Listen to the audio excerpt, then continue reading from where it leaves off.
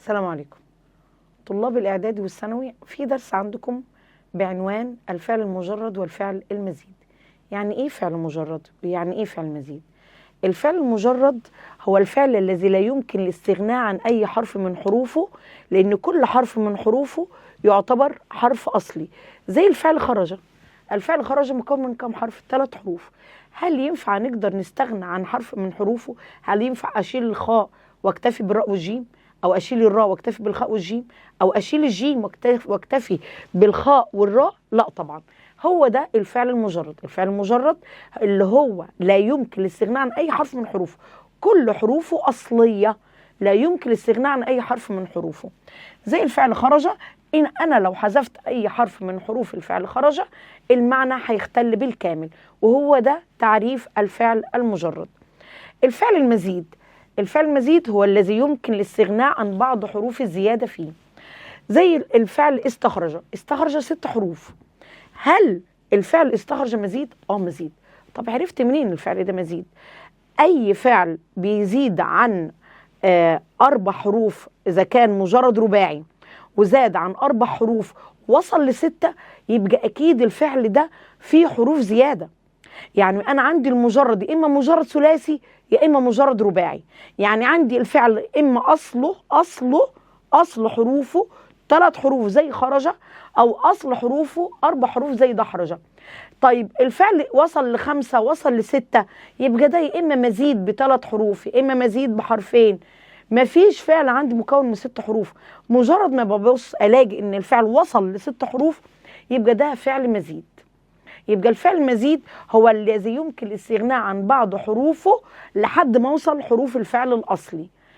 طيب فإذا لو أنا حذفت الألف والسين والتاء، الألف والسين والتاء، هرجع للفعل الأصلي ويبقى الفعل الأصلي بتاعي خرج. إن شاء الله بإذن الله بعد ما نخلص المجرد والمزيد، الفعل المجرد والمزيد، هندخل على حروف الزيادة وإزاي بكتشف حروف الزيادة في خلال الدرس ده إن شاء الله.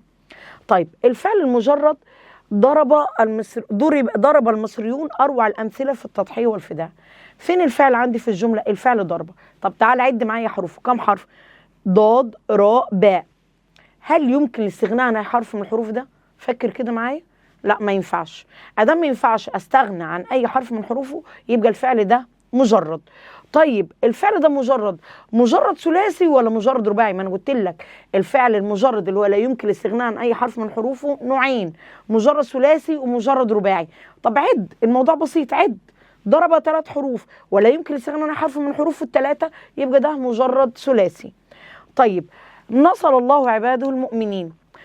فين الفعل في الجمله دي؟ نصر. طب تعالى نعد حروفهم.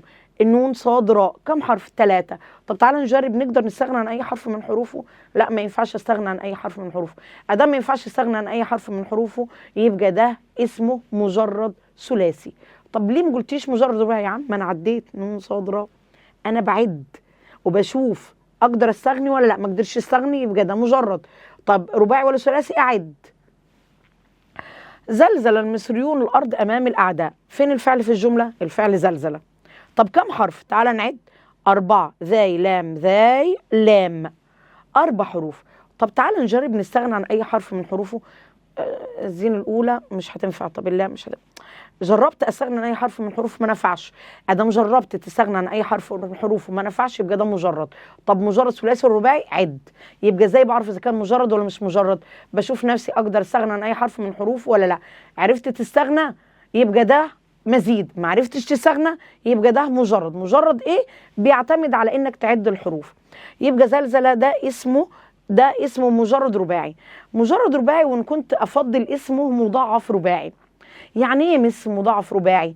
المضاعف الرباعي لو انت ركزت معايا في الفعل زلزلة، ازاي واللام من جنس واحد يعني نفس الحرف، واللام من جنس تاني يعني شبه بعض. يعني انا عندي الفعل زلزلة كل حرفين شبه بعض، ادام كل 2 شبه بعض بقول عليه مضاعف رباعي. المعلومة سن عليك عالية بس انا عايزاك تفرق. مش كل 4 حروف بقول عليه مجرد رباعي. مش كل فعل 4 حروف لا يمكن الاستغناء عن اي حرف من حروفه بقول مجرد رباعي. لا انا عايزه اخليك تعرف مجرد رباعي شكله ايه، مضاعف رباعي شكله ايه. بس انت لحد سنك بيقول لك ده اسمه مجرد رباعي، بس انا بديك المعلومه اسمه مضاعف رباعي. يعني ايه مضاعف رباعي؟ لما يبقى فيه 4 حروف كل حرفين شبه بعض، كل حرفين من جنس واحد. طيب زخرفه، زخرف الفنان لو فين الفعل في الجمله زخرفه. طب تعال نجرب عشان نكتشفوه مجرد ولا مزيد. تعال نشوف هنقدر نستغنى عن اي حرف من الحروف ولا لا. جرب كده، تقدر تشيل اي حرف من حروفه؟ مش هينفع. ادام ما عرفناش نشيل اي حرف من حروفه يبقى ده مجرد. طب مجرد ايه؟ عد. ده 4 يبقى مجرد رباعي. طب ليه ما قلتليش عليه ده مضاعف رباعي؟ لا، مفيش كل حرفين شبه بعض. انت لحد منهجك السنه دي ده اسمه مجرد رباعي، ده مش مجرد رباعي. لكن انا بقول لك ده اسمه مضاعف رباعي. يعني ايه مضاعف رباعي؟ يعني في كل حرفين من جنس واحد، في كل حرفين شبه بعض. يبقى لحد هنا احنا تمام. خدنا الفعل المجرد. عندي الفعل المجرد اما مجرد ثلاثي يا اما مجرد رباعي، والمجرد اللي هو الذي لا يمكن الاستغناء عن اي حرف من حروف. اشيل حرف الفعل يبوظ خالص. طيب ازاي بعرف اذا كان ثلاثي ولا رباعي؟ بعد حروف. طب ازاي اعرف انه مجرد ولا لا؟ يبقى عشان اعرف مجرد ان انا بشوف اقدر استغنى عن اي حرف من الحروف ولا لا.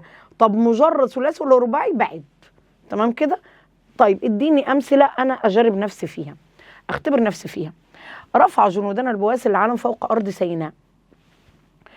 الفعل رفع، جرب معايا.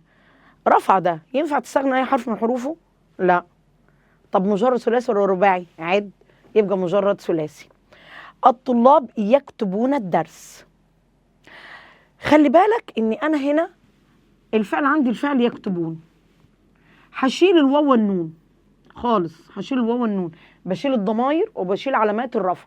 بيجي يتبقى معايا الفعل يكتب، بشيل حروف المضارعه، بيجي معايا الفعل كتب. طب انت عمالك تدمر الحرف وتشيليه ليه؟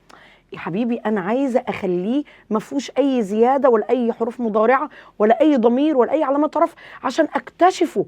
ما انت عشان تكتشف اذا كان مجرد ولا مزيد لازم ترجع بيه لصوره الماضي، ولازم تخليه مجرد مش بس ماضي وبس، وتخليه ماضي مجرد. طب معلش مش وصلاني الفكره تاني. انا عندي الفعل يكتبون، انا جبت لك الفعل يكتبون، قلت لك ممكن لو سمحت تشوف لي الفعل يكتبون ده مجرد ولا مزيد، ولو مجرد ثلاثي ولا رباعي. تقول لي الفعل يكتبون كتير يا مس، حروفه كتيره، انت مش تروحي شغاله لي على رفعه نصره ضربه زلزله، الدنيا ماشيه معايا حلوه، انت يكتبون دول كتار جوي، اعمل لك ايه؟ طب ركز معايا، اول ما تلاقي الدنيا كتيره عليك تعالى ننظف الفعل حته حته، ننظفوه خالص خالص خالص ونجردوه. تعرف انت تبقى مثلا ماسك اللعبه كده وملبسها هدوم وتفضل تجردها من هدومها.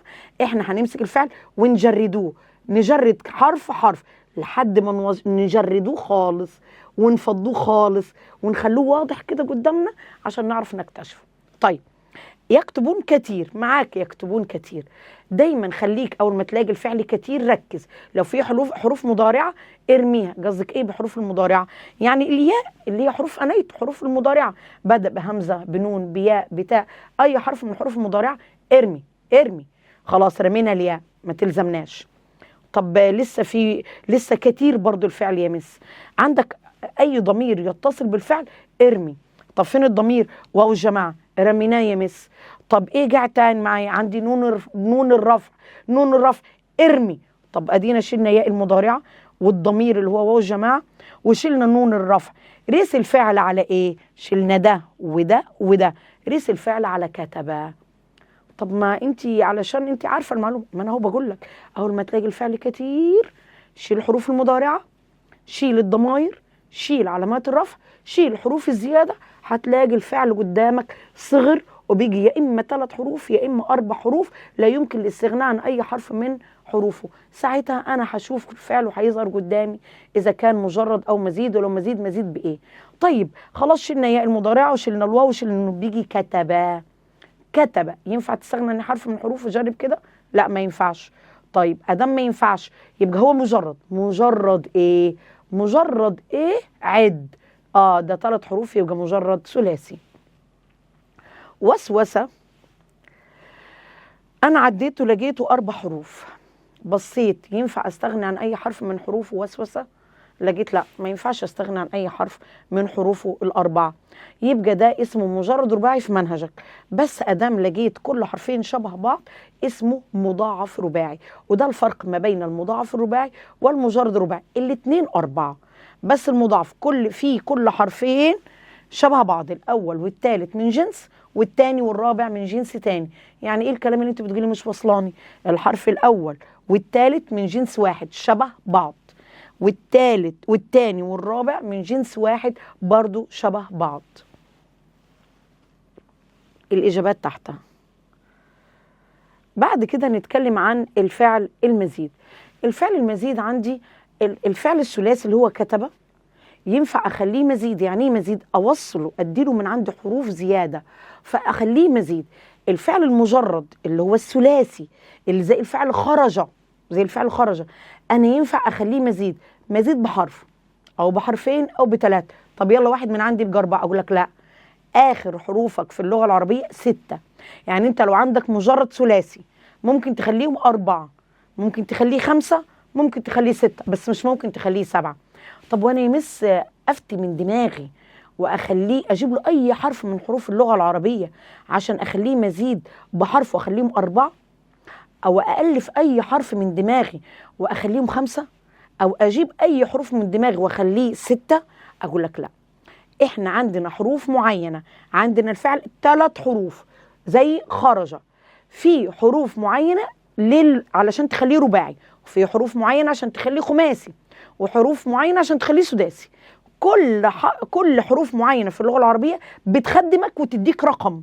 يبقى أنا عندي مجرد ثلاثي عايز يمس أخليه كتير، أي حروف أهبدها من اللغة العربية أروح حطها على المجرد الثلاثي أخليه ثلاثي مزيد بحرف أو 2 و3؟ أقول لك لا، كل رقم من الأرقام عايز حروف معينة. يعني أنت عايز تخليه مثلا مزيد بحرف، عايز توصل ل4، هقول لك إيه الحروف اللي تساعدك توصل ل4. طبعا أنا عايزة أمس، طلعت في دماغي الفعل أبو 3 حروف ده، عايزة أخليه غني وأوصله وأخليه 5 حروف بدل ما يعيني 3 حروف بس، في حروف معينة عشان تخليه 5.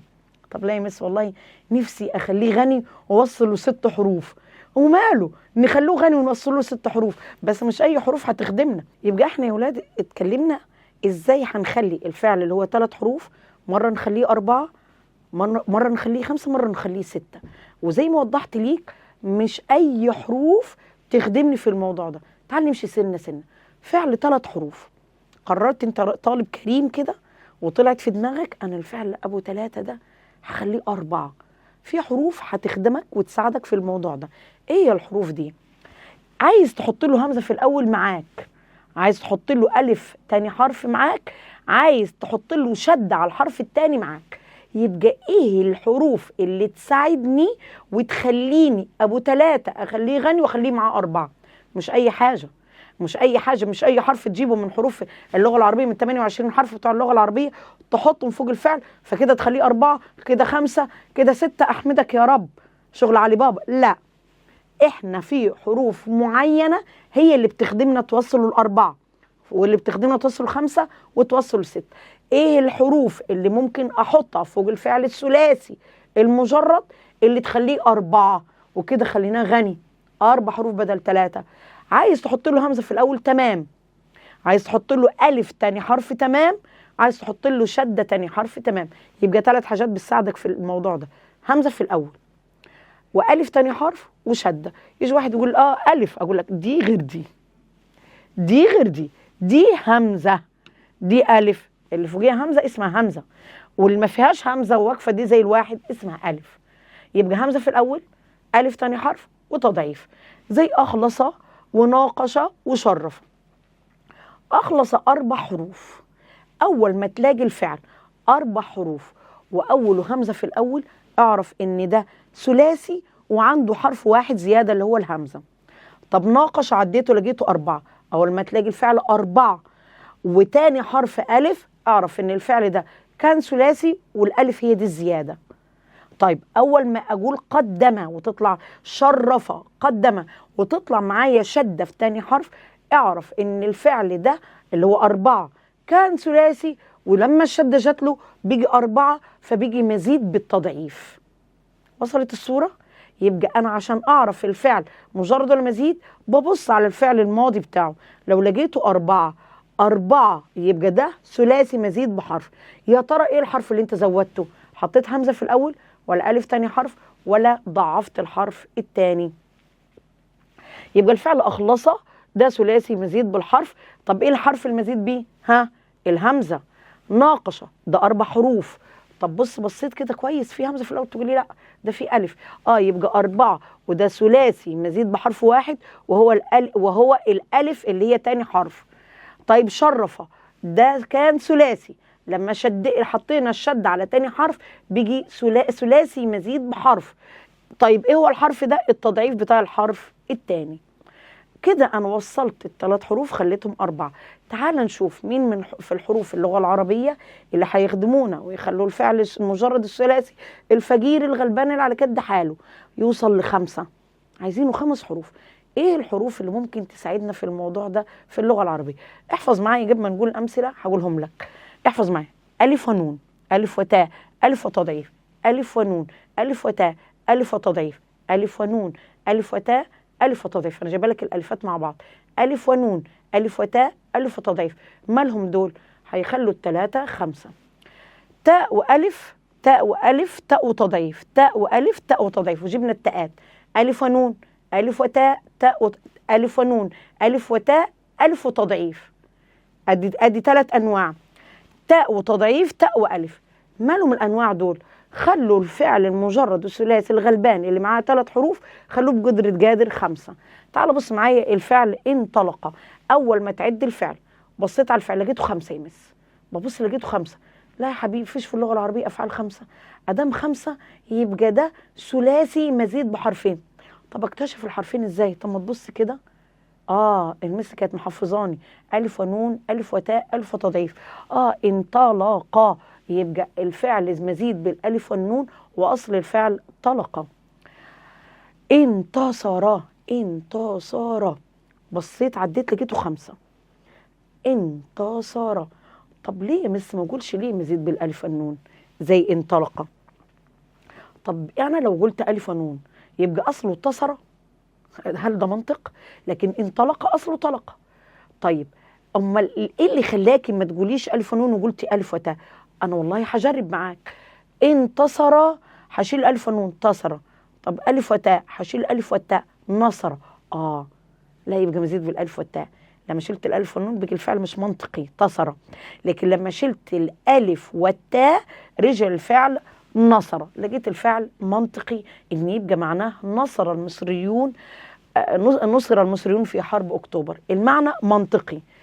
اخضر عديتهم لقيتهم 5. طب لا انا مش شايفهم 5. طب عد. ادي 1 2 3 وعندك الراء عليها شده يعني بحرفين كده 5.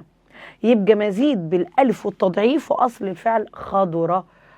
هو 5 مفيش فعل 5. يبقى هو كان اصله 3 وزود عليه 2. مين الاتنين دول؟ الالف والتضعيف. تعالوا نبص للفعل تقدم. ببص لقيته 5. مفيش فعل في اللغة العربية 5. يبقى ده كان أصله 3 وتحط عليه حرفين فبيجي 5. طب أنا أكتشف إزاي الحرفين دول؟ الأول أنت عديت ولقيتهم 5. يا مس عديت ولقيتهم 5. طب تعالى فكر معايا. إيه اللي ممكن أول ما تبص للفعل تقدم نقدر نستغنى عنه عشان نعرف إيه هي حروف الزيادة؟ ببص لقيت هشيل التاء والتضعيف. يبقى أصل الفعل إيه؟ قدم. يبقى أصل الفعل قدم 3 حروف. طب أنا بصي يا مس أنا ملاحظ أنا برضو عندي مشكلة. إزاي أنا هكتشف الفعل؟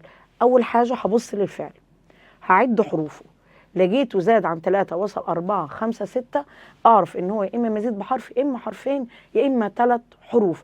طب إزاي أكتشف حروف الزيادة؟ ما في الامتحان بيقول لي ثم استخرج حروف الزيادة.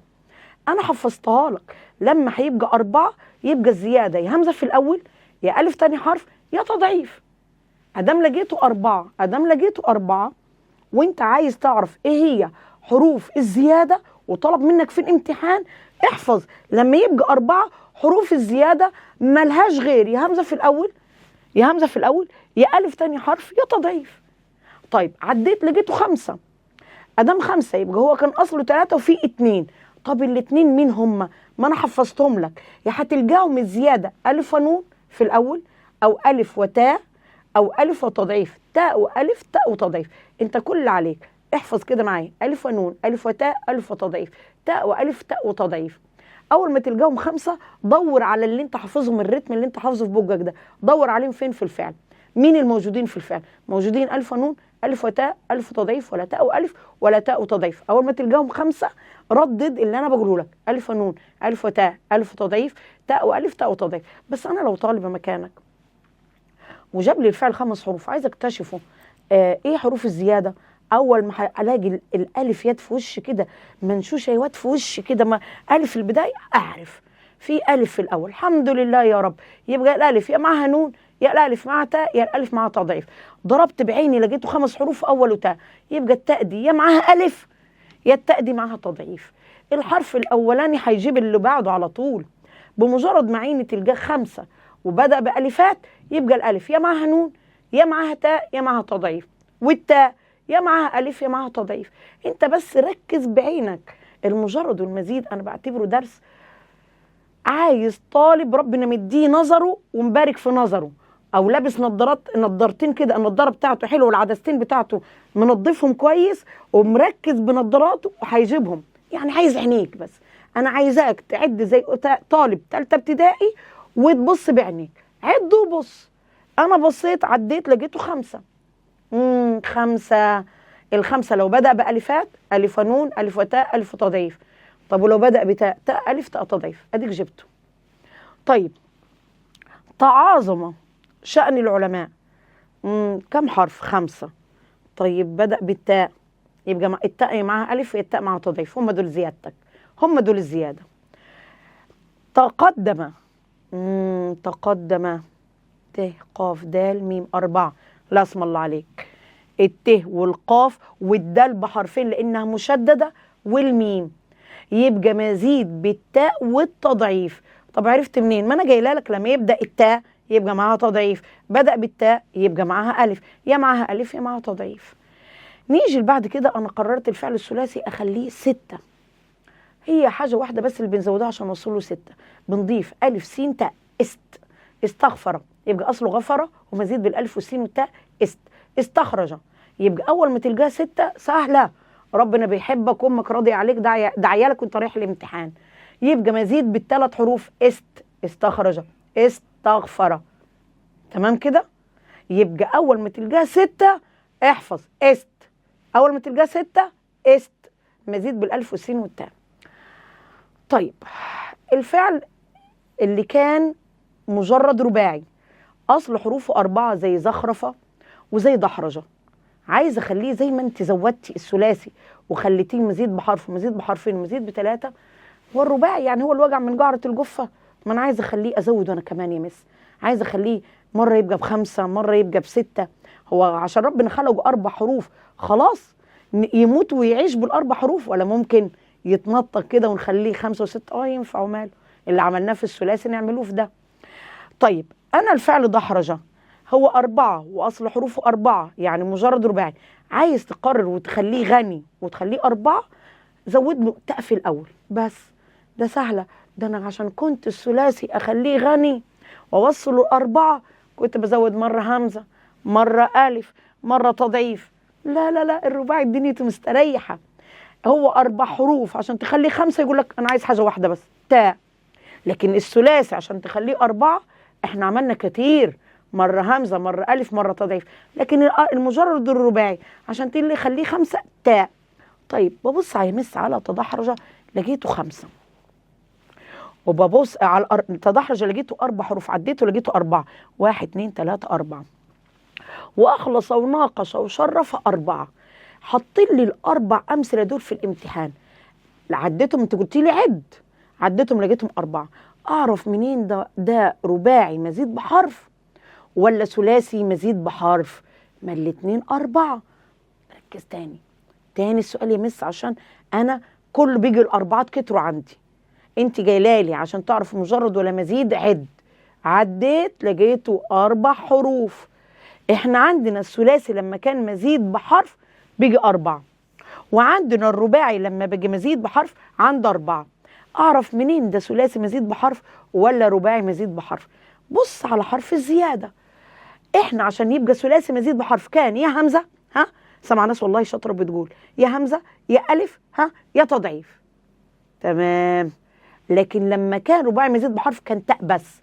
يبقى انا كل اللي عليا يلا اطلق كشافاتك، يلا ابدا استكشف بعينيك، عينيك بس الغي مخك. هي عايزه بس عيل عنده كشافات حلوه وربنا منور بصيرته كده. بص يلا كده، اول تاء. ما كانش فيه عندي ثلاثي مزيد بحرف واحد، كان فيه تاء. يبقى اول ما يبقى 4 في تاء في الاول يبقى رباعي مزيد بحرف. طب 4 اوله همزه تاني حرف الف او تضعيف يبقى ثلاثي مزيد بحرف. بص يا ولاد، بص يا ولاد، الفعل اطمأن، الفعل اطمأن كم حرف؟ 6 حروف. ركز معايا كده، 6 حروف. طيب يا ترى الفعل ده اطمأن اللي هو قدامي 6 حروف يا اما رباعي وحطيت له حرفين يا اما ثلاثي وحطيت له 3. انا في الامتحان لما يجيب لي الفعل اطمأن وعديت، ما انت كل مره تقول لي عد يا حبيبي عشان تعرفوا مجرد ولا مزيد، ولو مزيد مزيد بايه، ولو مزيد مزيد ثلاثي ولو رباعي. عد. ما عديتهم يا مس والله طلعوا 4، طلعوا 6. ال6 دي ليها احتمالين، يا اما رباعي وزود حرفين يا اما ثلاثي زود 3. طب بالله عليك انا جايله لك لما يبقى ثلاثي مزيد ب3 حروف في عندنا غير است. يبقى لما يبقى 6 حروف اوله است يبقى ثلاثي مزيد ب3 حروف، اوله الف ومعاها تضعيف يبقى رباعي مزيد بحرفين. يبقى لو 6 حروف ملهوش غير حلين، يا ثلاثي مزيد ب3 يا رباعي مزيد ب2. انا اعرف منين؟ تعرف منين؟ بص على البدايه، اوله است اوعى تفكر، يبقى ده ثلاثي مزيد ب3 احرف.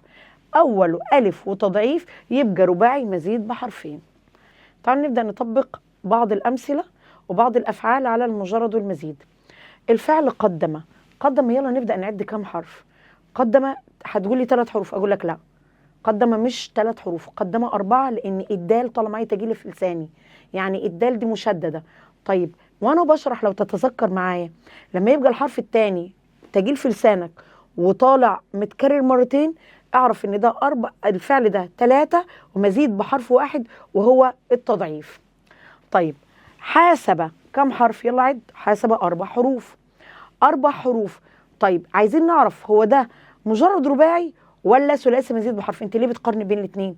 ما هو اللي عندي 4 حروف يا اما مجرد رباعي يا اما ثلاثي مزيد بحرف.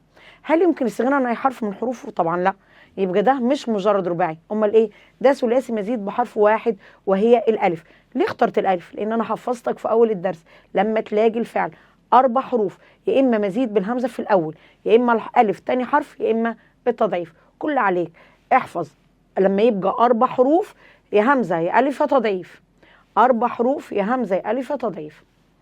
طيب استشاره ده 6 حروف، وانا بشرح برضو قعدت اقول لك اول ما تلاقي الفعل 6 حروف اعرف واول الف س ت ده شكرا ده ثلاثي مزيد ب3 احرف وهم است، الالف والسين والتاء. تزلزلت اصل الفعل زلزله.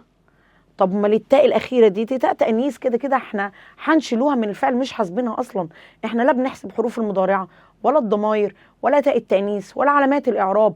طيب شلنا التاء الاخيره بيجي الفعل تزلزل. لما الفعل تزلزل كم حرف الفعل تزلزل؟ 5 واول تاء في الاول. مين اللي كان عنده تاء في الاول؟ الرباعي المزيد بحرف. انتشر كم حرف؟ عد معايا. انتشر 5 حروف. انتشر 5 حروف. طيب انتشر 5 حروف يا ترى هو رباعي مزيد بحرفين ولا ثلاثي مزيد بحرفين؟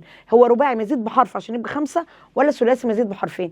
افتكر لما كان رباعي مزيد بحرف كانت اوله تاء، لكن دايما اول ما تلقاه 5 حفظتك، اول ما تلاقي الفعل او 5 حروف عديت لقيته 5 وفي الف في الاول اعرف انه الف ثلاثي مزيد بحرفين، الف ونون يا الف وتاء يا الف وتضعيف. طيب هنا الف ونون ولا الف وتاء ولا الف وتضعيف؟ لا، الف وتاء. انتشر يبقى الف وتاء لان اصل الفعل نشر. تفتحت، التاء التأنيث دي مش حاسبينها اصلا خالص وملناش دعوه بيها. طب الفعل تفتح مزيد بايه؟ طب ما يجي واحد يقول تفتح هو 4 حروف، لا ركز، تفتح ده 5 حروف، لان عندك في حرف فيه مشدد، فتفتح ادام 5 واول تاء وفي حرف منه مشدد يبقى ثلاثي مزيد بحرفين التاء والتضعيف. بعد كده هو عامل حاطط لك كل الاجابات في الكتاب، انا بس كنت حابه انك انت تختبر نفسك من غير ما تبص معايا الاجابات. بيقول لك معرفه الفعل اذا كان مجرد او مزيد لازم ترجع للماضي، وانت بترجع للماضي حروف المضارعه بنرميها مش حاسبينها، تاء التانيث، الضمائر المتصله، كل دي مش هعرف حروف زياده، لا تصل حروف بعد زياده اكثر من 6 حروف، وده برضو قلناه ان لما تحب تزود الثلاثي هتوصل ل6 والرباعي هتوصل ل6، لان اخر حروف اللغه العربيه 6 حروف. المجرد المزيد بيحتاج نوع من التدريب خالص، يعني مش هنظر عليك واقول لك هو درس مش دسم، هو دسم بس سهل، السهل الممتنع، يعني عايز مني تطبيق كتير، وانا شغال اقرا في اي كتاب من كتب اخواتي، وانا شغال في كتاب العربي بتاعي في اي ماده مش شرط العربي، وانا بذاكر علوم وانا بذاكر دراسات، خلي عينك تلقط الفعل اللي قدامك وعد حروفه وشوفوا اذا كان مجرد ولا مزيد، ولو مزيد بكم حرف. الموضوع عايز منك تدريب، هنعمل ان شاء الله باذن الله الفتره اللي جايه فيديوهات باذن الله هنطبق فيها على فعل المجرد والمزيد، بس اتمنى لحد ما هي تنزل الفيديوهات دي باذن الله انك تشتغل مع نفسك علشان لما تنزل فيديوهات تحل معايا على طول بدون ما تتعطل. والسلام عليكم ورحمه الله وبركاته.